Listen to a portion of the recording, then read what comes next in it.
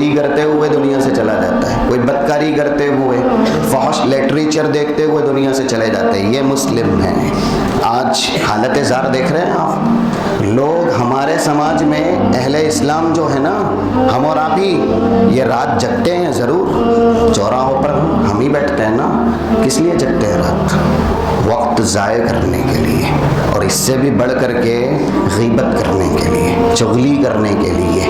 آج ہمارا ایمان یہ ہے، رسول اللہ صلی اللہ علیہ وسلم سے ہماری محبت یہ ہے، ہمیں کوئی پرواہ نہیں کہ ہماری کس حرکت سے اللہ بدنام ہوتا، ہماری کس حرکت سے رسول اللہ بدنام ہوتے ہیں، ہماری کس حرکت سے ہمارا پاکیزہ دین بدنام ہوتا ہے۔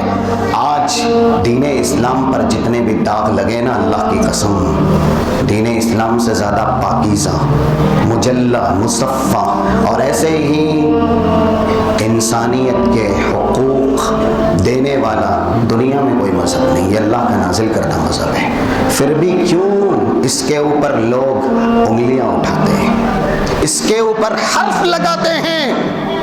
وہ مسلم کے کردار کو میزان بنا کر کے اسلام کو توڑتے ہیں، اور ہم ٹھہرے کیریکٹر لیس، ذلیل، حقیر، کمتر، پستر، جھوٹ ہم بولتے ہیں، دھوکہ ہم دیتے ہیں، زبان سے گالیاں ہم بکتے ہیں، اپنے بھائیوں کو مار ہم مارتے ہیں، رشتے ناتے ہم توڑتے ہیں، ماں اور بہنوں کی عصمت دری ہم کرتے ہیں۔ کون سا ایسا گناہ ہے جو ہم نہیں کرتے؟ اللہ کے بندے، شرم آتی ہے۔ رسول اللہ صلی اللہ علیہ وسلم کے صحابہ دین کے لیے، آپ کے لیے مال تو مال ہے، اپنی جان کا نذرانہ پیش کر دیتے تھے۔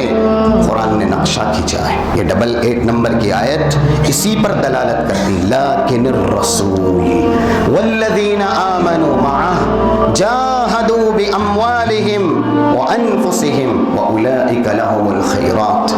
جو لوگ اللہ کے نبی صلی اللہ علیہ وسلم کے ساتھ ایمان لائے اور انہوں نے اللہ کے نبی صلی اللہ علیہ وسلم کا ساتھ دیا، یہاں تک کہ قتال کیا، مال سے بھی جان سے بھی۔ ابھی جو حدیث تھی جہاں سے باتیں چلی تھی وہاں یہی تھا نا کہ صحابہ کو رسول کا اللہ وزیر بنائے گا، حامی بنائے گا۔ زبیر ابن عوام کون ہے بھائی؟ رسول اللہ صلی اللہ علیہ وسلم کے رشتہ دار ہیں نا، صحابی بھی ہے نا، ان کی فضیلت صحیح مسلم کے اندر ہے، حدیث 2415 نمبر کی۔ اللہ کے نبی ارشاد فرماتے ہیں، خندق کے موقع سے رسول اللہ کہہ رہے تھے ایک بڑا لشکر ہے دشمنان اسلام کا، ان کے بیچ جانا ہے، ان کی خبریں وہاں سے لانی ہیں، ان کی پلاننگ کیا ہے، یا اہل اسلام کے ساتھ وہ کرنا کیا چاہتے ہیں۔ جان ہتھیلی پہ رکھنی ہے، سر بکف ہو کے جانا ہے، کفن بردوش ہو کے جانا ہے۔ ہم کیا کریں گے اسلام کی خدمت؟ ہم بھی جنت کے متمنی ہیں نا، جنت ہمیں بھی تو چاہیے۔ جو لوگ جنت کے متمنی ہوتے ہیں وہ قیمت دیتے ہیں، قرآن کی اس آیت کو عملی جامہ پہناتے ہیں۔ 111 نمبر کی سورۃ توبہ کی، ان اللہ اشتری من المؤمنین انفسهم واموالهم بان لهم الجنہ۔ رب العالمین نے ایک سودا کیا، حالانکہ مال اس کا ہی دیا ہوا، جان اس کی ہی دی ہوئی، پھر بھی اللہ کہتا ہے میرے لیے، میرے رسول کے لیے، میرے دین کی سربلندی کے لیے اگر مال کی ضرورت پڑتی ہے مال دو گے تو جنت دوں گا، جان کی ضرورت پڑتی ہے جان نچھاور کرو گے تو جنت دوں گا۔ یہ سودا ہے اور یہ قیمت صحابہ نے دی ہے، حالانکہ جان مال اللہ ہی کا دیا ہوا ہے، لیکن جنت پانے کے لیے قربانیاں مطلوب ہیں۔ دنیا میں اگر کوئی کہے رولز رویل چاہیے تو کیا خواب دیکھنے سے مل جائے گی؟ فراری چاہیے، خواب دیکھنے سے مل جائے گی؟ قیمت ہو تو سپنے دیکھو، اگر قیمت نہیں تو پھر کھلی آنکھ سے سپنے نہیں دیکھے جاتے۔ اس لیے جنت کے ہم متمنی ہیں تو یہ ارشاد گرامی سنیے 2450 نمبر کا جامع ترمذی کا، من خاف ادلج ومن ادلج بلغ المنزل الا وان سلعۃ اللہ غالیہ، الا وان جنت اللہ غالیہ۔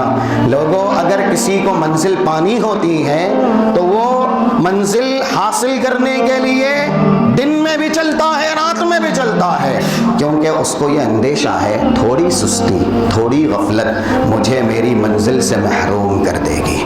ہم بھی ہیں نا مسافر دنیا میں۔ ایک حدیث جو مشہور ہے 6416 نمبر کی کتاب الرقاق کی صحیح بخاری کی، کن فی الدنیا کأنک غریب او عابر سبیل، دنیا میں مسافر کی طرح رہو۔ کہاں کے ہیں یہ مسافر؟